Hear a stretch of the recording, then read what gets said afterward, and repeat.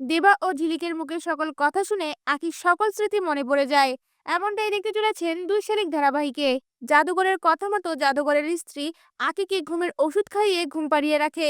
এদিকে রাতের অন্ধকারে দোকানদারের বলা সেই বাড়ির লোকেশনে দেবা ও ঝিলিক পৌঁছে যায়। এরপর বাড়ির দেওয়াল টপকে লুকিয়ে লুকিয়ে সেই বাড়ির ভেতরে ঢুকে। এদিকে ঝিলিক বাড়ির প্রত্যেকটা রুম খুঁজে দেখতে থাকে। তখনই ঝিলিক দেখতে পায় একটা রুমের মধ্যে আখি অচেতন অবস্থায় ঘুমিয়ে আছে।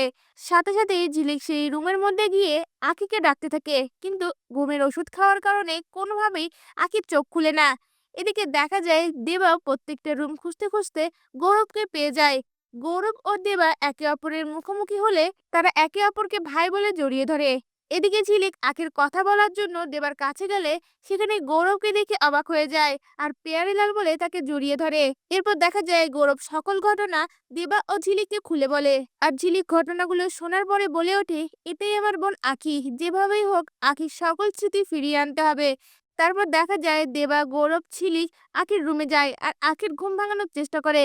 এক পর্যায়ে আঁখি একসাথে দেবা ও ঝিলিককে দেখে চমকে ওঠে। আর ঝিলিক তখন আঁখির স্মৃতি ফেরানোর জন্য তাকে সকল ঘটনা বলতে থাকে। আর ঝিলিকের কথাগুলো শুনে তখনই আঁখির মাথায় ব্যথা শুরু হয়ে যায়। তা ভিউয়ার্স, ছদ্মবেশী জাদুঘর আসার আগে যদি ঝিলিক ও দেবা গৌরব ও আঁখিকে সেখান থেকে উদ্ধার করে নিয়ে আসে, আপনাদের দেখতে কেমন লাগবে? আপনাদের মতামত আমাদের কমেন্টে জানান। ধন্যবাদ।